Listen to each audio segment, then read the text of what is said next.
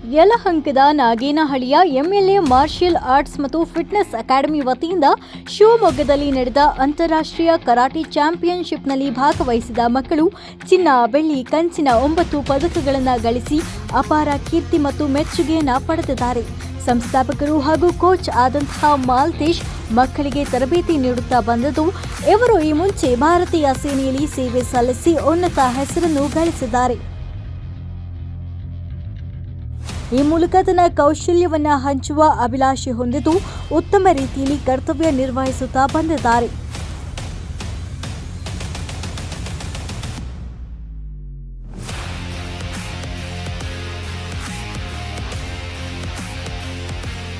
Coaching ಸೆಂಟರ್ನಲ್ಲಿ ಮಕ್ಕಳಿಗೆ ಅಭಿನಂದನಾ ಸಮಾರಂಭ ಹಾಗೂ ಪದಕ ವಿತರಣೆ ಕಾರ್ಯಕ್ರಮ ಹಮ್ಮಿಕೊಳ್ಳಲಾಗಿತ್ತು.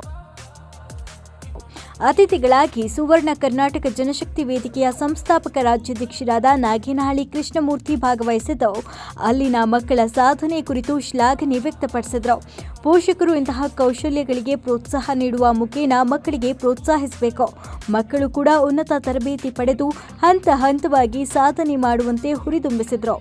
ಉಪಾಧ್ಯಕ್ಷರಾದ ನವೀನ್ ಕುಮಾರ್ ಮಾತನಾಡಿ, ಮಕ್ಕಳು ಇಂತಹ ರಕ್ಷಣಾ ಕಲೆ ಕಲಿಯುವುದು ಉನ್ನತ ಕೆಲಸ. ಸಣ್ಣ ವಯಸ್ಸಿನಿಂದಲೇ ತರಬೇತಿ ಪಡೆಯೋದ್ರಿಂದ ಇಂತಹ ವಿಚಾರದಲ್ಲಿ ಇನ್ನಷ್ಟು ಆಸಕ್ತಿ ಹೆಚ್ಚಾಗುತ್ತೆ. ಪೋಷಕರ ಸಹಕಾರ ಅತ್ಯಗತ್ಯ ಅಂತ ತಿಳಿಸಿದರು.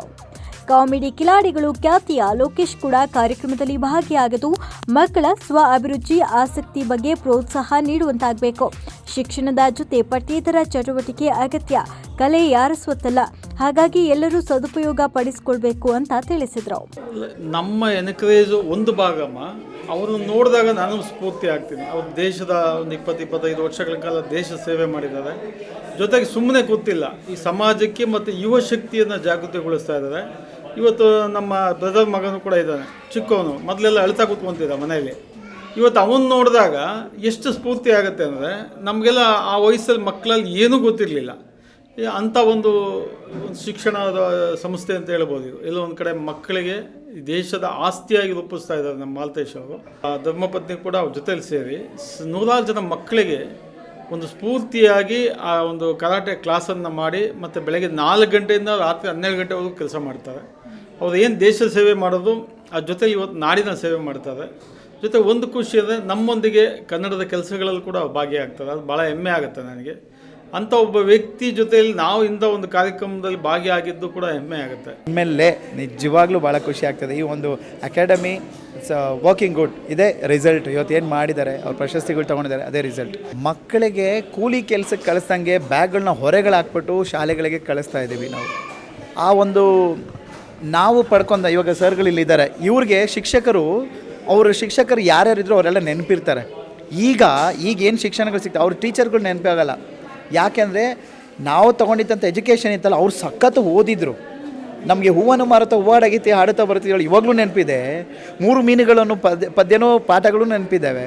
ಆದರೆ ಈಗಿನ ಪಾಠಗಳು, ಅದರ ಜೊತೆಗೆ ಕನ್ನಡದ ಬಗ್ಗೆ ವ್ಯಾಮೋಹಗಳಾಗಿರ್ಬೋದು ಅಥವಾ ಕಲಿಸೋ ವಿಧಾನಗಳು ಎಲ್ಲವೂ ಚೇಂಜ್ ಇದೆ. ನಮಗೆ ಹೊಡೆದು ಹೇಳ್ಕೊಡು, ಈಗ ಹೊಡೆದ್ರೇ ಕೇಸ್ ಹಾಕ್ಬಿಡ್ತಾರೆ ಬೇಕಾರೆ. ಬಟ್ ಓಕೆ, ಅದು ಬೇಡ. ಹೇಳ್ಕೊಡೋ ವಿಧಾನ ಆದರೂ ಬೇರೆ ಆಗಿರ್ಬೋದು. ಓಕೆ, D.Ed B.Ed ಎಲ್ಲ ಏನಿದೆ ಎಜುಕೇಷನು, ಯಾರು ತೊಗೊಳ್ತಾ ಇದ್ದಾರೆ ಇವಾಗ? ಆ ಕ್ವಾಲಿಟಿ ಎಜುಕೇಷನ್ ಅವ್ರಿಗೆ ಸಿಗ್ತಾ ಇಲ್ಲ, ಇನ್ನು ನಮಗೆ ಎಲ್ಲಿ ಸಿಗ್ತದೆ ಮಕ್ಕಳಿಗೆ? ಸೊ ಒಟ್ಟಿನಾಗಿ ಎಲ್ಲಿ ಕ್ವಾಲಿಟಿ ಎಜುಕೇಷನ್ ಸಿಗ್ತಾ ಇದೆಯೋ ಅಲ್ಲಿ ಕಲೆಯ ಜೊತೆ ಎಜುಕೇಷನ್ನು ಮಿಕ್ಸ್ ಆಗಿ ಸ್ಕಿಲ್ಸ್ ಡೆವಲಪ್ಮೆಂಟ್ ಆಗಬೇಕು. ಈ ಸ್ಕಿಲ್ಸ್ ಅಂದರೆ ಏನು? ಒಂದು ಚಪ್ಪಲಿ ಹೊಲಿಬೇಕು ಅನ್ನೋದು ಕಲಿಬೇಕು. ಒಂದು ಪ್ಲಂಬರ್ನ ಒಬ್ಬರನ್ನ ಕರೆದು ನಾವು ಪ್ಲಂಬಿಂಗ್ ಮಾಡ್ತೀವಿ ಅಂದರೆ 800 ರೂಪಾಯಿ 1000 ರೂಪಾಯಿ ಚಾರ್ಜ್ ಕೊಡಬೇಕು. ಇವಾಗ ಯಾಕೆ ನಾವು ಮಕ್ಳಿಗೆ ಕಲಿಸ್ಬಾರ್ದು? ಅದನ್ನ ಸ್ಕಿಲ್ಸ್ ಯಾಕೆ ಡೆವಲಪ್ ಮಾಡಬಾರ್ದು? ಪೇಂಟಿಂಗು, ಡ್ರಾಯಿಂಗು, ಡ್ರಾಮಾ, ಈ ಥರ ಸಾಕಷ್ಟು ಕಲೆಗಳಿದೆ. ಕರಾಟೆ ಇವೆಲ್ಲ ರಕ್ಷಣೆಗೋಸ್ಕರ ಮಾಡ್ಕೊತಾರೆ. ಯಾಕೆ ಇದೆಲ್ಲ ಮಾಡಬಾರ್ದು? ಓದಿನ ಜೊತೆ ಇದು ಇದ್ದರೆ ಭಾಳ ವಿಭಿನ್ನವಾಗಿರುತ್ತೆ ಶಿಕ್ಷಣ. ಎಲ್ಲೋ ಮಕ್ಕಳು ಮುಂದಿನ ಪೀಳಿಗೆಗೆ ಭಾಳ ಅದ್ಭುತವಾಗಿ ಬೆಳೀತಾರೆ ಅನ್ನೋ ಒಂದು ಅನಿಸಿಕೆ ನನ್ನದು. ಮಾಲೀಕರು ಹಾಗೂ ಕೋಚ್ ಮಾಲ್ತೇಶ್ ಹಾಗೂ ಪತ್ನಿ ಲಕ್ಷ್ಮಿ ಮಾತನಾಡಿ, ತಮ್ಮ ತರಗತಿಯ ಮಕ್ಕಳ ಸಾಧನೆ ಬಗ್ಗೆ ಅತೀವ ಸಂತೋಷ ವ್ಯಕ್ತಪಡಿಸಿದರು. Marshal art MLA marshal art ಒಂದು ಫಿಟ್ನೆಸ್ ಅಕಾಡೆಮಿಯನ್ನು ಓಪನ್ ಮಾಡಿಬಿಟ್ಟು 1.5 ಇಯರ್ ಆಯಿತು. ಅದರೊಳಗಡೆ ನ್ಯಾಷನಲ್ಲು ಅಲ್ಲಿ ಆಯಿತು, ಸ್ಟೇಟ್ ಆಯಿತು, ಇಂಟರ್ನ್ಯಾಷನಲ್ ಆಯಿತು. ನನ್ನ ಮಕ್ಕಳು ಇವತ್ತು ಮೆಡಲ್ ತಂದಿದ್ದಾರೆ. ಇವತ್ತು ನನಗೆ ಭಾಳ ಒಂದು ಖುಷಿ ಆಗ್ತಾಯಿದೆ. ಟೋಟಲ್ ಒಂದೇ ಬ್ಯಾಚಸ್ ನಡೀತದೆ. ಯಾವುದೇ ಒಂದು ಬ್ಯಾಚಸ್ ಒಳಗಡೆ 1.5 ಅವರ್ ಇರುತ್ತೆ ಕಂಟಿನ್ಯೂ ಬ್ಯಾಚಸ್ ಒಳಗಡೆ. ನನಗೆ ತುಂಬಾ ಖುಷಿ ಆಗ್ತಿದೆ. ನಿನ್ನೆ ನಡೆದಂಥ ಇಂಟರ್ನ್ಯಾಷನಲ್ ಟೂರ್ನಮೆಂಟ್ ಶಿವಮೊಗ್ಗದಲ್ಲಿ ನಡೆದಿರತಕ್ಕಂಥ ಅಲ್ಲಿ ಗೋಲ್ಡ್, ಸಿಲ್ವರ್, ಬ್ರೋನ್ಸ್ ಮೆಡಲ್ ತಗೊಂಡಿದ್ದಾರೆ ಮಕ್ಕಳೆಲ್ಲ. ತುಂಬ ಖುಷಿ ಆಗ್ತಿದೆ. ಇದೇ ಥರ ಮೆಡಲ್ ತಗೊಳ್ಳಿ, ಒಳ್ಳೆ ಹೆಸರು ತಗೊಂಬರಲಿ ತಂದೆ ತಾಯಿಗೂ ನಮ್ಮ ಅಕಾಡೆಮಿಗೂ. ನಾವು ಅವ್ರ ಮಕ್ಕಳು ಅಂದ್ಕೊಂಡಿಲ್ಲ, ನಮ್ಮ ಮಕ್ಕಳು ಅಂದ್ಕೊಂಡು ನಾವು ಹೇಳ್ಕೊಡ್ತಿದ್ವಿ. ಇದೊಂಥರ ಫ್ಯಾಮಿಲಿ ಇದ್ದಂಗೆ, ನಮ್ಮದು ಓನ್ ಫ್ಯಾಮಿಲಿ ಥರನೇ ನೋಡ್ತೀವಿ.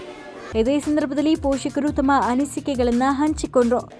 MLA ಫಿಟ್ನೆಸ್ ಅಕಾಡೆಮಿ ಅಂದ್ರೇ ಮಾಲ್ತೇಶ್ ಸರ್ ಮತ್ತು ಲಕ್ಷ್ಮಿ ಮ್ಯಾಮ್ ಅವರಿಬ್ಬರು ನಾನು ನನ್ನ ಯಜಮಾನ್ರಿಗೆ ಎಷ್ಟು ಅವನಿಗೆ ಸಪೋರ್ಟ್ ಮಾಡ್ಬೋದು ಅದಕ್ಕಿಂತ ಜಾಸ್ತಿ ಮಾಡ್ತಾಯಿದ್ದಾರೆ.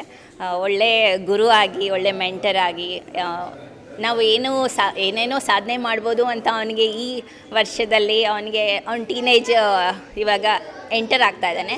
ಆವಾಗ ಅವ್ನು ತುಂಬ ಚೇಂಜಸ್ ಆಗ್ತಾ ಇರುತ್ತೆ. ಬಟ್ ಅದು ಶಿಸ್ತು, ಡಿಸಿಪ್ಲಿನ್ ಹಾಗೂ ಅದು ಡಿಟರ್ಮಿನೇಷನಿಂದ ಹೇಗೆ ಅವನು ಮುಂದೆ ಬರ್ಬೋದು ಅಂತ ಸೆಲ್ಫ್ ಮೋಟಿವೇಟೆಡ್ ಆಗಿದ್ದಾನೆ. ಅದೆಲ್ಲ ಥ್ಯಾಂಕ್ಸ್ ಟು ಅಕಾಡೆಮಿ. ನನ್ನ ಮಗ ಇಲ್ಲಿ ಆಲ್ರೆಡಿ ಸ್ಟಾರ್ಟ್ ಆದಂಗೆ ಕ್ಲೋಸ್ ಟು 1 ಇಯರ್ ಪ್ರಾಕ್ಟೀಸಿಗೆ ಬರ್ತಿದ್ದಾನೆ. ಕಟ್ಟ ಮತ್ತು ಕುಮಟ ಎರಡೂ ಕಲ್ತಿದ್ದಾನೆ. ಸರ್ ಮಾಲ್ತೇಶ್ ಅವರು ತುಂಬ ಎನ್ಕರೇಜ್ ಮಾಡ್ತಾರೆ. ವಿನೋದ್ ಸರ್ ಇದ್ದಾರೆ, ಎಲ್ಲ ಲೈಕ್ ಟೀಮ್ಸ್ ತುಂಬ ಚೆನ್ನಾಗಿದೆ. ತುಂಬ ಚೆನ್ನಾಗಿ ಅನಿಸ್ತಿದೆ. ಯಾವುದು ಆ್ಯಕ್ಟಿವಿಟಿ ಇರಲಿಲ್ಲ, ಬರೀ ಕ್ಲಾಸಿಗೆ ಹೋಗಿ ಬರ್ತಿದ್ಲು. ಇಲ್ಲಿ ಬಂದಾಗಿನ ತುಂಬ ಚೆನ್ನಾಗಿ ಫಿಸಿಕಲ್ ಆ್ಯಕ್ಟಿವಿಟಿ ಆಗಲಿ ಒಳ್ಳೆ 3 ಇಯರ್ಸ್ 3.5 ಈಗ 1 ವೀಕ್ ಆಯಿತು ಅಷ್ಟೇ. ಮಾರ್ಷಿಯಲ್ ಆರ್ಟ್ಸ್ ಮತ್ತು ಫಿಟ್ನೆಸ್ ವಿಷಯಗಳನ್ನು ಒಳಗೊಂಡ ವೆಬ್ ಲಿಂಕ್ ಕೂಡ ಸುಸಂದರ್ಭದಲ್ಲಿ ಬಿಡುಗಡೆ ಮಾಡಿ ಅದರ ಉಪಯೋಗದ ಕುರಿತು ತಿಳಿಸಲಾಯಿತು. ವರದಿ ಮುನಿರಾಜು, ವಿಸ್ಮಯ ನ್ಯೂಸ್ ಕನ್ನಡ, ಯಲಹಂಕ.